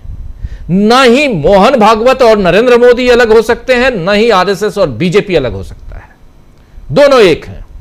दिखाने के दांत अलग, थोड़ी देर पहले मैं कह रहा था, एक गाड़ी के दो पहिए हैं, हाथी के दांत खाने की कुछ और, दिखाने की कुछ और, वही है। लेकिन बढ़ते हैं आगे, जरा आना चाहता हूं प्रशांत जी आपके पास एक बार फिर, और इस चैप्टर को अगर क्लोज करना चाहें तो यहां क्लोज करके हम आगे बढ़ें, एसआईआर की बात करें। और बहुत महत्वपूर्ण है, क्योंकि इस देश में कल कौन कुर्सी पर बैठेगा ये वोटर्स तय करते हैं, मतदाता तय करते हैं, और मतदाताओं के साथ अगर छल हो तो फिर कौन तय करेगा? और क्या आपको लगता है कि बिहार में मतदाताओं के साथ छल किया गया है प्रथम दृष्टया? आरएसएस की बात हम लोग इतना क्यों भी करें, 100 साल हो जाए, चाहे उनको कितने भी साल हो जाए, 100 साल में अगर वो अपने संगठन को लोकतांत्रिक नहीं बना पाए, आज भी उनका जो अध्यक्ष है, सर संचालक जिसको कहते हैं, वो उसके नाम का लिफाफा खुलता है, वो लिफाफे से तय होता है। पिछला जो मुखिया होता है वो लिफाफा छोड़ के जाता है। तो ऐसा संगठन जो 100 साल में लोकतंत्र को नहीं अपना पाया, उसकी देश के लोकतंत्र संविधान के लिए क्या आस्था होगी? हम लोग उस पर बात करेंगे तो वक्त की बर्बादी है।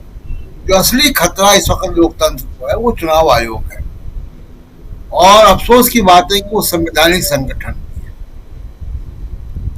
अब आप देखिए जो कल इन्होंने जारी किया, बहुत सारे, अभी आपने भी शुरुआत में कुछ डेटा रखे। सबसे बड़ी बात है कि जो जनसंख्या है, जो सेंसस है, उसमें और चुनाव आयोग की जो सूची है उसमें इतना अंतर कैसे हो सकता है? चाहे वो मृत लोग हों, चाहे वो नए मतदाता हों, उतना कैसे हो सकता है? जैसे मान लीजिए, मैं जो उदाहरण देता हूं आपको कि अभी सरकार जो कह रही है, सरकार ये कह रही है, सरकार का आंकड़ा है, ये हमारा आपका आंकड़ा नहीं है, कि 27.5 लाख लोग अक्टूबर 1 तक 18 साल के बिहार में हो गए। यानी 27.5 लाख लोग 18 साल की उम्र के हो गए। आपने नए मतदाता जोड़े कितने? 21 लाख। तो ये बाकी लोग कहाँ गए? अच्छा, जो नए जोड़े क्या वो सब 18 वाले ही हैं? यानी पहली बार मतदान वाले हैं, उसकी भी कोई गारंटी नहीं है। अभी वो भी डेटा सामने आएगा कि उसमें कितने लोग कहाँ से आए। अब उसके बाद आप देखिए कि खुद चुनाव आयोग का आंकड़ा है कि फॉर्म 6 यानी जिसके जरिए नया मतदाता अपने आप को जोड़ता है, फॉर्म 6 जो है वो 6.993 लाख मतदाता उससे जुड़े, यानी लगभग 7 लाख आप मान लें। तो 7 लाख आपने इतने 16 लाख 16.93%। 16.93% लोगों ने, यानी लगभग 17 लाख लोगों ने फॉर्म 6 के जरिए अपने आप को जोड़ा। और आपने ऐड कितने किए? 21.5, 21.5 लाख लोग। तो ये 4.5 लाख लोग कहाँ गायब हो गए? कहाँ से आ गए? ये 4.5 लाख लोग नए कहाँ से आ गए?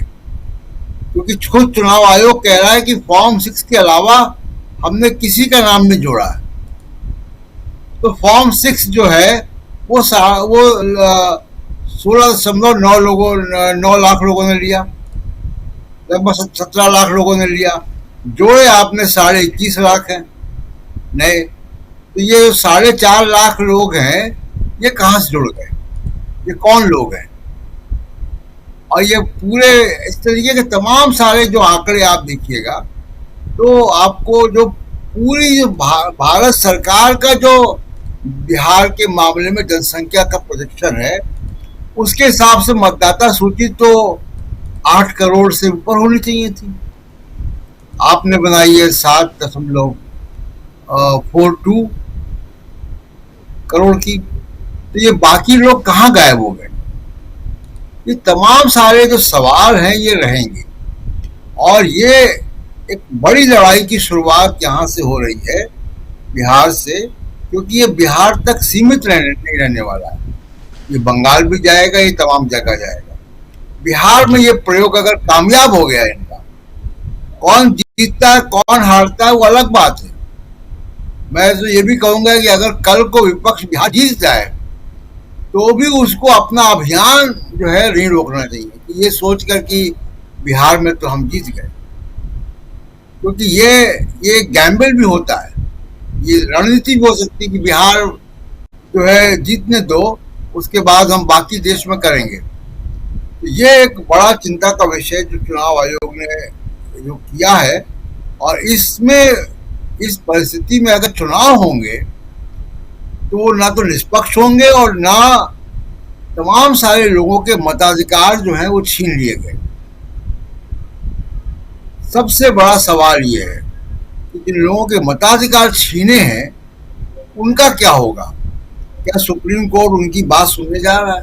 क्या सुप्रीम कोर्ट इंश्योर करेगा कि एक भी मतदाता जो कि वाजिब मतदाता हो वो छूटे नहीं?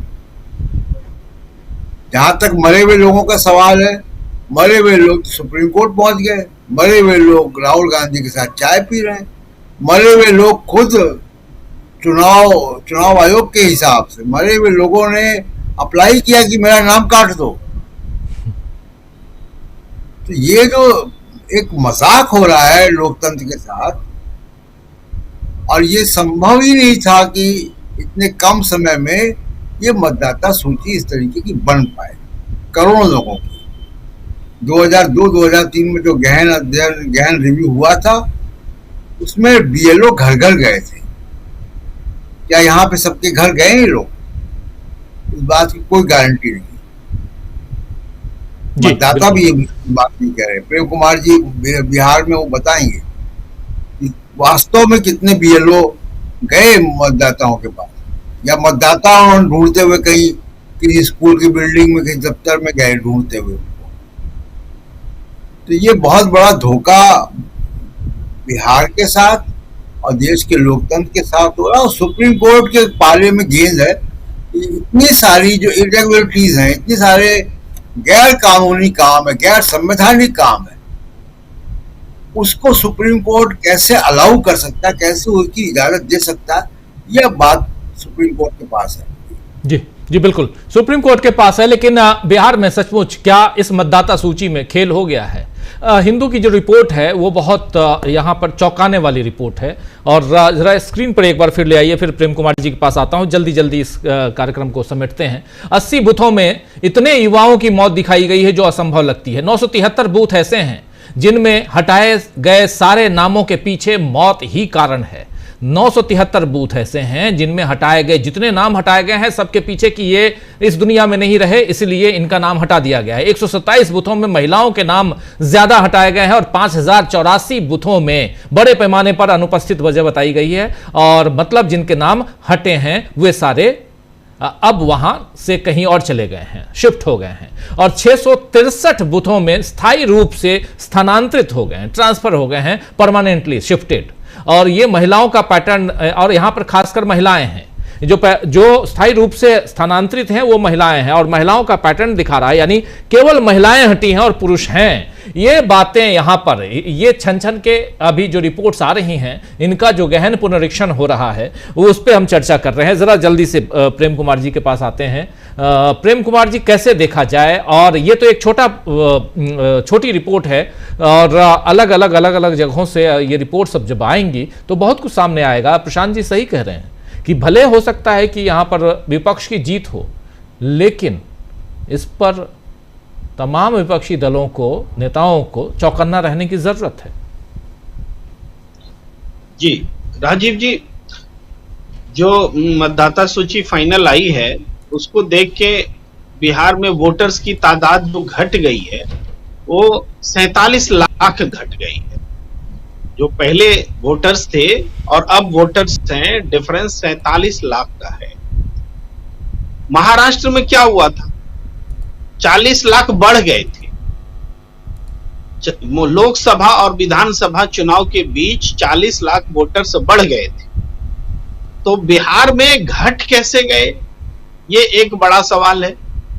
तो चलिए, SIR है, गहन पुनरीक्षण हुआ है, तो क्या ये माना जाए कि कोविड में ये मौत है इतनी बड़ी संख्या में हुई होगी कि 47 लाख वोटर्स घट गए हैं? क्या इसका कोविड कनेक्शन भी हो सकता? अगर ये मान ले कि ईमानदारी से नाम हटा है, तो ईमानदारी से हटा है, ये मानने लिए कोई कारण नहीं दिखता। अभी जो आपने हिंदू की रिपोर्ट दिखलाई, उसमें जो कारण दिख रहे हैं वो स्पष्ट रूप से अनियमितताओं की ओर इशारा कर रहे हैं। और जो बातें कही जा रही थी कि सेलेक्टिव ढंग से वोटर्स हटाए जा रहे हैं, महिलाओं के वोटर्स ज्यादा हटे हैं, गरीबों के वोटर्स हटे हैं, मुसलमानों के वोटर्स हटे हैं, ये जो बातें कही जा रही थी वो तथ्य हिंदू की रिपोर्ट उसकी पुष्टि करती हुई दिखती है। जी। राजनीतिक दलों में भी, खासकर आरजेडी ने भी कहा है कि हर बूथ से औसतन 10,000 वोटर्स जो है गरीबों के हटाए गए हैं। हम इसकी जांच कर रहे हैं और सामने आएंगे।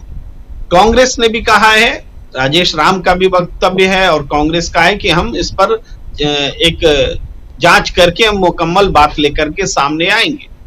लेकिन जो SIR की प्रक्रिया हुई है, योगेंद्र यादव ने एक तथ्य याद दिलाया कि भाई 1 सितंबर तक जितने लोगों ने के नाम दिख रहे थे उससे ज्यादा कैसे उसकी गिनती आ गई कि हटने वालों में, वो भी एक तथ्य है। तो जो, क्योंकि डिलीशन के लिए जो नाम 1 सितंबर तक थे उससे ज्यादा आवेदन तो नहीं आ सकते ना, आवेदन तो नहीं रहने चाहिए थे। आवेदन कैसे बढ़ गए, क्योंकि बाद में कोई आवेदन जुड़ना नहीं था। तो वो सारे तथ्य हैं जो SIR की प्रक्रिया पर सवाल उठाते हैं। सवाल तो बहुत सारे उठते रहे लेकिन जवाब किसी ने दिया नहीं। क्या चुनाव आयोग को, मुख्य चुनाव आयुक्त को ये तथ्य बताने के लिए सामने नहीं आना चाहिए था कि SIR प्रक्रिया में कैसे कैसे चीजें हुई हैं? जो सवाल है वो उस सवाल के हम जवाब लेकर आए हैं। आपकी आशंकाओं को हम दूर करते हैं। आधार कार्ड से हमने जोड़ दिया है कि जो भी बातें कही जा रही हैं वो गलत हैं। ये बोलने के लिए आना चाहिए था कि नहीं आना चाहिए था? इसका मतलब है कि उनके पास जवाब नहीं है, इसलिए वो नहीं आ पा रहे हैं। अब चुनौती ये है कि इस ऐसी मतदाता सूची के साथ जो इल इंटेंशन से बनी हुई हो, जिसके पीछे चुनाव आयोग और सत्ताधारी दल की मिली भगत हो, जो आम ट्रेंड के खिलाफ हो कि किसी स्टेट में वोटर्स बढ़ते हैं और बिहार में 47 लाख वोटर घट गए। तो इसका लॉजिक क्या है, कारण क्या है? क्या सारे 47 लाख घुसपैठिए थे क्या? वो भी बताइए। तो उन घुसपैठियों का आप क्या करने वाले हैं? अगर ये लोग सारे घुसपैठिए हैं तो इन घुसपैठियों को आप वोटर लिस्ट से नाम हटा दीजिए, बस हो गई आपकी जिम्मेदारी खत्म। इसको डिपोर्ट कौन करेगा? इसके आगे का एक्शन क्या है? ये केवल चुनावी स्लोगन आप बना रहे। आखिर ये क्या है? डिलीशन में डिलीट हुए नाम कौन है? वो घुसपैठिए हैं कि वो कोविड में मरे हुए लोग हैं कि क्या है? ये अभी मूल्यांकन होना बाकी है। इन सारे बहुत सारे सवाल पैदा हो रहे हैं। जी जी जी जी। सुनील जी, जल्दी से, मैं जानता हूं आपको निकलना था लेकिन थोड़ा देर हो गई। इसी पे SIR पे बहुत महत्वपूर्ण है जिस पे हम लोग चर्चा कर रहे हैं। जरा आपकी बात, और हिंदू की रिपोर्ट चौंकाने वाली है। महिलाएं चली गई, पुरुष बच गए, और ज्यादा जो मृतकों में सबसे ज्यादा संख्या युवाओं की है। ये कौन सी बीमारी आ गई बिहार में? सवाल नहीं, सबसे बड़ा सवाल तो यही है, कितने मतदाता जुड़े हैं, जो बार बार कहा जा रहा है कि लगभग 22 लाख, जो लगभग ड्राफ्ट लिस्ट थी, 22 लाख नए मतदाता। नए मतदाता जुड़, ये प्रश्न ही नहीं है। प्रश्न यह है कि जो 47 लाख मतदाताओं के नाम कटे हैं वो कौन है? आप उनका नाम क्यों नहीं बता रहे हैं? जिन मतदान केंद्रों से, जिन बूथों से इनके नाम कटे हैं उसको डिस्प्ले क्यों नहीं कर रहे हैं आप ये क्यों नहीं बताते हैं किन कारणों से इनका नाम आपने काटा है? आप ये कैसे संभव है कि एक मतदान केंद्र पर केवल मरने वालों की संख्या हो जाएगी, एक दूसरे मतदान केंद्र पर महिलाओं की संख्या हो जाएगी जो माइग्रेट कर गई हैं? महिलाएं क्या अकेले माइग्रेट करती हैं कभी? बिहार में, खासतौर से बिहार जैसे राज्य में पूरा का पूरा परिवार माइग्रेट कर जाता है। ये महिलाएं माइग्रेट करके कहां जाएंगी? दूसरी चीज, अगर आप ये बता रहे हैं कि माइग्रेशन हुआ है, तो माइग्रेट करके गए कहां है? ये कौन बताएगा? सवाल ये पूरी की पूरी जो लिस्ट आई है, यह इससे पारदर्शिता की घोर कमी है और एकदम मनमानापन है। दूसरा सवाल यह है कि अगर आप कल्पना कीजिए कि जिसको आंदोलन के रूप में इंडिया दल समूह ने खड़ा किया, चाहे राजनीतिक लड़ाई लड़ी हो, चाहे न्यायालय में लड़ाई लड़ी हो, कि अगर आधार कार्ड को स्वीकार न किया गया होता, जिस पर निर्वाचन आयोग डटा रहा, तो क्या स्थिति बनती? तब तो फिर 2 करोड़ की बात मुख्य निर्वाचन आयुक्त कर रहे थे, पूरा होता कि कम से कम 2 करोड़ लोगों के नाम कटेंगे, तो मुख्य निर्वाचन आयुक्त ने कहा था। और आते आते 47 लाख तक आप ले आए। ये 47 लाख भी क्यों? ठीक है, जो व्यक्ति जो दिवंगत हो गया उसका नाम बिल्कुल कट जाना चाहिए। अगर कोई व्यक्ति बिहार राज्य का रहने वाला है, वो किसी दूसरे राज्य में दूसरे स्थान पर मतदाता हो गया, उसका नाम भी कट जाना चाहिए। किसी को एतराज इस पर नहीं होगा। लेकिन बड़ा सवाल तो यह भी है कि आपने SIR की प्रक्रिया को इसलिए बढ़ावा देने की कोशिश की कि इससे जो गैर भारतीय नागरिक हैं वो मतदाता सूची में नहीं होने चाहिए। ऐसे कितने लोग हैं? इन 47 लाख में ऐसे लोगों की संख्या कितनी है ये भी आप नहीं बता रहे हैं। जिनको भारतीय जनता पार्टी घुसपैठिया कहती रहती है, वो घुसपैठिए कितने हैं इसमें, उसकी पहचान कोई नहीं बता रहा है। भारतीय जनता पार्टी भी नहीं बता रही है कि 27 लाख ऐसे लोग हैं जिसमें इतने लोग हैं जिनको निर्वाचन आयोग ने घुसपैठिए के रूप में पहचान की है या भारतीय जनता पार्टी ने उनकी पहचान की है। ऐसे समय में जब भारतीय जनता पार्टी के लेटर हेड पे निर्वाचन आयोग को पत्र लिखे गए हैं कि लाखों की संख्या में लोगों के नाम काट दिए जाए, ढाका विधानसभा क्षेत्र का नाम सबकी जुम्मेवार पर है, 80,000 लोगों के नाम काटने का आवेदन पत्र भेजा गया था। इसके बाद भी आप इस पारदर्शिता नहीं अपनाएंगे। आप उन लोगों के नाम नहीं बताएंगे जिन 27 लाख लोगों के नाम आपके काटे हैं। आप अब बढ़ने की संख्या भी आप देखिए, 2020 में 7 करोड़ 36 लाख मतदाता थे जी। 2020 का जब विधानसभा का चुनाव हो रहा था, जब 2024 का मतदान हुआ तो 7 करोड़ 89 लाख मतदाता हुआ, और उसके बाद आपने 27 लाख कम कर दिए। कौन कैसे व्यक्ति इसको स्वीकार कर लेगा? आप एक तरफ कहते हैं कि आप बिहार में सर्वाधिक आबादी घनत्व का क्षेत्र है, वो पॉपुलेशन डेंसिटी वहां बहुत ज्यादा है, और दूसरी तरफ आप मतदाताओं की संख्या कम करते जा रहे हैं। हो सकता है कि ऐसा होता, लेकिन आप उसको तार्किक तरीके से रखिए तो सामने। और आप जैसे भाई ने बताया कि 1,63,000 मतदाता पटना में जुड़ गए। सवाल ये नहीं है कितने जुड़ गए, सवाल यह है कि कितने काटे आपने पटना के संसदीय क्षेत्र से लोगों के नाम, और क्यों काटा आपने? इस तरह की बातें आ रही है कि एक ही घर में माता पिता का नाम है, बेटे का नाम नहीं है, बेटे का नाम है, उसकी पत्नी का नाम नहीं है। और आज यह पता करना बड़ा मुश्किल है कि किसका नाम है किसका नाम नहीं है, इसलिए कि आपने एपिक का नंबर बदल दिया। एपिक नंबर ही खत्म हो गया, नया एपिक नंबर आप जारी करने वाले हैं, वो अभी तक जारी नहीं हुआ। तो कैसे व्यक्ति खोजिएगा कि हम है कि नहीं है, मेरा नाम है कि नहीं है? और अगर वो पोलिंग बूथ के हिसाब से अपना नाम खोजने का प्रयास करे और उसका पोलिंग बूथ नंबर बदल गया, एक पोलिंग बूथ पर 1,000-1,200 लोगों की संख्या होनी चाहिए। अगर वहां 1,500-2,000 संख्या में आ गए तो निश्चित है कि लोगों के पोलिंग बूथ बदलेंगे। उसका पोलिंग बूथ क्या है ये कौन बताने वाला है वहां? आप पूरे की पूरी व्यवस्था को पारदर्शी रखने के लिए क्यों नहीं तैयार है? आप क्यों नहीं बताना चाहते हैं, सार्वजनिक करना चाहते हैं? जो बात कही जा रही थी कि मशीन रीडेबल मतदाता सूची होनी चाहिए, आज कोई बता दे कि अगर वो खोजना चाहे कि पटना जिले का मतदाता सूची वो पढ़ ले एक बार में, या उसके अनुसार वो तलाश कर ले कि हमारा किन किन लोगों के नाम कटे हैं, किन किन लोगों के नाम है, वो नहीं कर सकता। एक एक मतदाता के नाम पर आपको खोजना पड़ेगा, ये स्थिति बनी हुई है। तो पारदर्शिता के अभाव, जो इसके स्टेक होल्डर्स है उनसे विमर्श की कमी, जो निर्देश, न्यायिक निर्देश है उनकी अवहेलना, जो मानक रहे हैं उनकी अवहेलना। आप सब लोग कहते रहे हैं कि जिन राज्यों में चुनाव होता वहां पे SIR नहीं लागू किया जा सकता, संभव नहीं है, बस समय नहीं है। तो इतने कम समय में क्यों आप लागू करने पे आमादा है? ये बड़े सवाल है। तो सबसे बड़ा प्रश्न तो यही है सबके, अगर आप कटे हुए लोगों के नाम सार्वजनिक नहीं करते, उनके कारण आप नहीं बताते, तो ये पूरी की पूरी प्रक्रिया संदेह के घेरे में रहेगी। और बड़ा सवाल यही है, जोड़ने का सवाल नहीं है, जिन लोगों के नाम कटे हैं, बड़ा सवाल ये है। मतदान से वंचित करना बहुत बड़ा एक गैर लोकतांत्रिक कार्य है और इसका प्रतिकार होना ही चाहिए। जी बिल्कुल बिल्कुल। कैसे देखते हैं आप पंकज जी, बिहार SI गजब है हमारे देश में, गजब है कि मतदाता सूची मेरी मर्जी की होगी, चुनाव आयोग मेरी मर्जी का होगा, ईवीएम मशीन मेरी मर्जी की होगी, और काउंटिंग भी मेरी मर्जी, वो भी जिसमें अमीर मसीह बैठा होगा।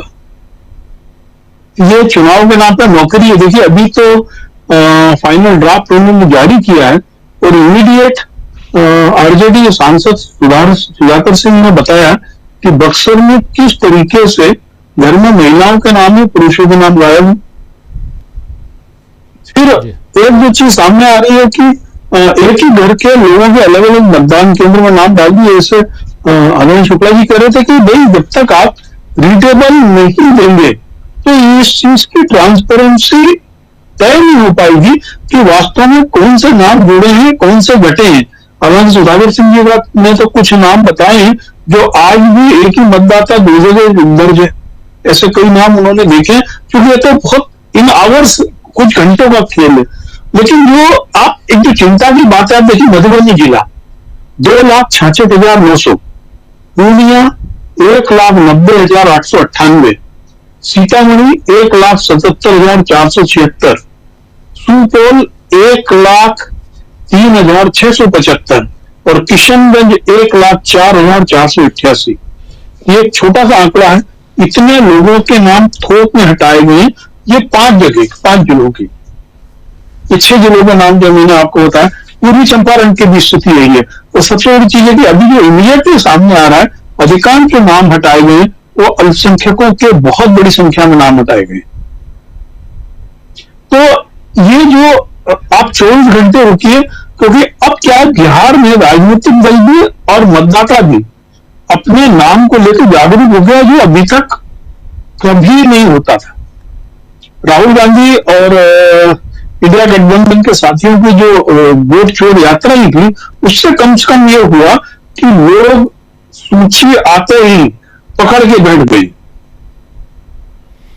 लेकिन समस्या वही है कि मैनुअली देखना, आपको यदि नवंबर में चुनाव कराना है तो आप किस तरीके से उसमें व्याप्त गड़बड़ियों का पता करेंगे। क्योंकि अभी जो राहुल गांधी ने जो प्रेजेंटेशन दिया था, उसमें तो यही है ना कि यदि कोई उत्तर प्रदेश का नाम है या कोई महाराष्ट्र का नाम है, आप ट्रेन में भर के लाए और वोट डलवा के चले गए।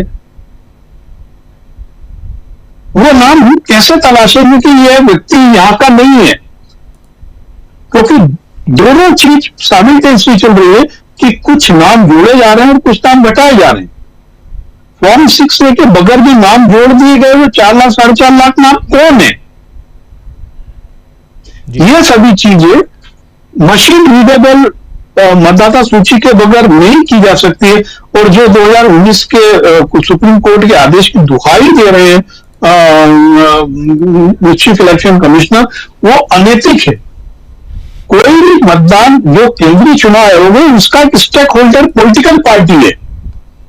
यदि पॉलिटिकल पार्टी ट्रांसपेरेंसी के लिए कोई मांग करती है तो आपको चेतावनी देना, धमकी देने से बनस्पत ये कि आपको उसको खोल देना चाहिए। वर्ल्ड में बहुत सारे देशों की मतदाता सूची ओपन है, लोग देखते हैं, अपना नाम देखते हैं उसके अंदर। हद है, क्योंकि ये जो दुर्भाग्य यही है कि हम चुनाव को कैसे लूटे, उसमें एक स्टेक होल्डर बन गया है चुनाव आयोग 100 साल वाले आरएसएस के साथ। जी राजीव जी। जी बिल्कुल बिल्कुल, चुनाव आयोग और उधर आरएसएस और इन सब के बीच देश का लोकतंत्र किधर जा रहा है, सोचिएगा जरा। बहुत बहुत शुक्रिया पंकज जी, बहुत बहुत शुक्रिया।